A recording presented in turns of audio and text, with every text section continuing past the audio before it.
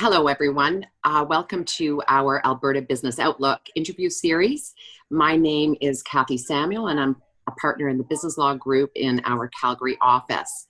And on this episode, I am interviewing Jennifer Carlson, CEO and co-founder of Baby Gourmet Foods, an organic baby and children's food and snacks company headquartered here in Calgary.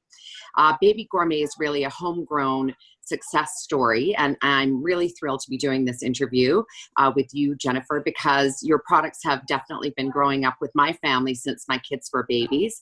And I remember buying my first organic orange teething biscuits from you in the old Calgary Farmers Market. So thank you for joining us. Hi, Cathy. Thank you so much for having me. I'm happy to be here. So what makes Alberta an ideal place for Baby Gourmet to operate? You know, I think what's interesting about being in Alberta is that it's not a hub for consumer packaged goods. So the majority of food companies typically would be in Vancouver, Toronto. What makes it interesting is that Alberta and the government is really supportive in new innovation and driving new industries. So very early on, we had a lot of support from the government to help us. And there wasn't a lot of competition because there wasn't a lot of food companies just pouring out of Alberta. So we got a lot of special help and guidance from the government funding, access to grants. You know, from an investment perspective, I think a lot of investors in Alberta are looking to diversify outside of energy. So it was something that was different. And, I think that there's a really talented workforce in Alberta, and I think they're looking to diversify. I think, because our city has been so energy driven, a lot of people are looking for something that's a different industry and a way to help expand Alberta outside of, its stereotypical energy sector. How did Baby Gourmet successfully pivot during the COVID-19 pandemic? Yeah, and that, this has been a really interesting time, I think, for most businesses around the world, to be honest. And how we adapted and pivoted was, we had to move very quickly. We're in food, we're essential services, and our category in in the area of food, there was the pantry loading in March. So there was a huge surge of sales that happened and everyone's stocking up. So we had to move very quickly on adapting our production plans to move production up, source ingredients. We didn't know if we were going to have challenges getting supplies of ingredients and packaging materials. So we wanted to make sure that we didn't have an issue in the future. So we really had to move quick to try to ensure that we could meet inventory requirements to build back up to our regular inventory levels. So moving on production was a big one. And, another one was really looking at our consumer shopping habits. So traditionally people would go into the grocery store, and that's predominantly where we sold the majority of our products. But with COVID and people trying to avoid grocery stores really going out, our online business was really taking off. And Baby Gourmet, did not have a direct-to-consumer sales channel on our website.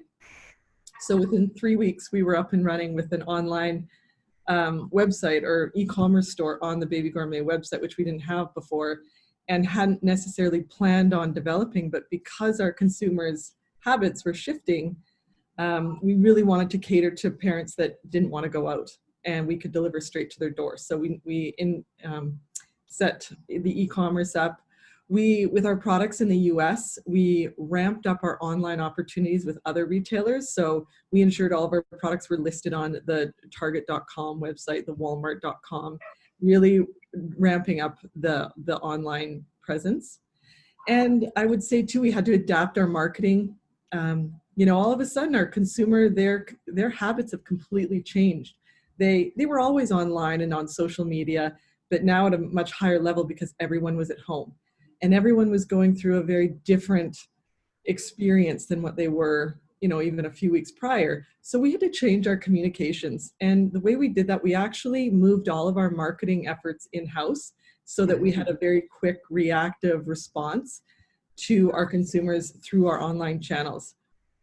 It actually worked better for us in the long run as well, moving our voice in-house out of an agency, but it allowed us to be very quick and adapt our social media planning calendars to react on a daily basis because things were changing so quickly.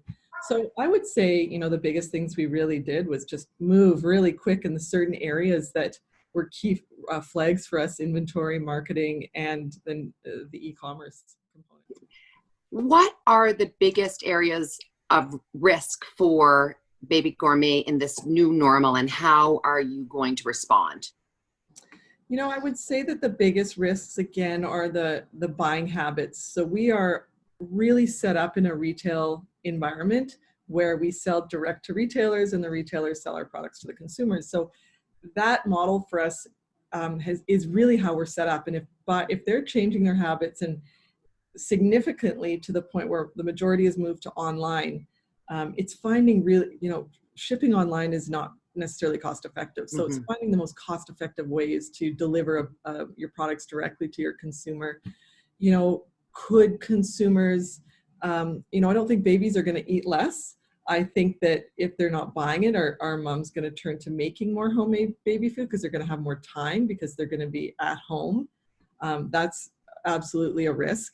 And I think how we could handle that would be, I'm a very big advocate of making food from scratch and making it at home. It's to be a resource to help them do it. So go to our website. We've got recipes on there. We can help coach people how to make their own baby food. And what they'll realize is once they make it, it's quite challenging, time consuming, can be expensive. That if you want to take a break from making your own baby food, then you trust us as your provider of it because we've helped you create your homemade from the start. So there's a way to still continue to build a strong relationship with your customer. And what advice do you have for Alberta business leaders for the balance of 2020?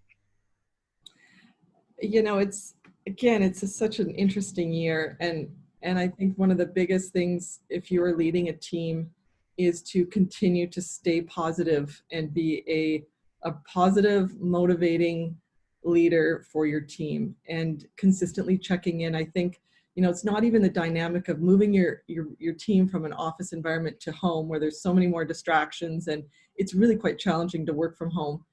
But to dealing with, if you actually think about what's happening in the world and how it's impacting everyone and, what's going on in the world can be so overwhelming that some people might mentally have challenges with it.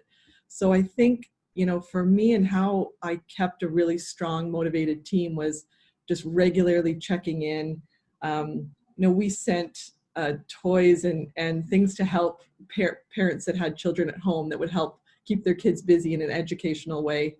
I encourage holidays, even though, you can't get on a plane and go somewhere, I still really encourage people to take mental health days, to take some time off, to go away for a few days, just to clear their head and be refocused, because I think what everyone's going through is really difficult.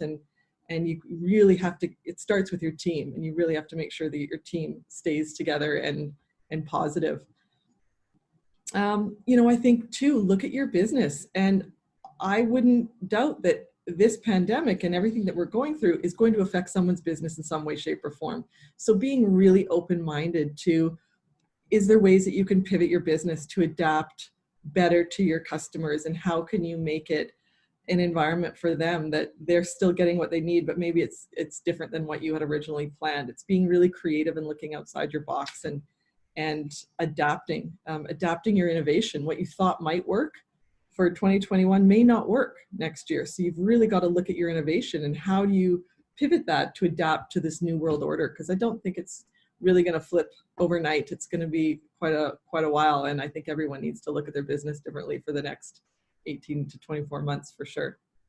Well, thank you for taking the time today, Jen. It was a very inspiring discussion. It sounds like there's still lots of opportunity in Alberta, and can't wait to see what Baby Gourmet's next innovative product is coming to market. I'd like to invite our viewers to learn more about Baby Gourmet by visiting their website, babygourmet.com. And please also check out our firm's COVID-19 Recovery Hub, which you can find on the main page of our website at www.mccarthy.ca.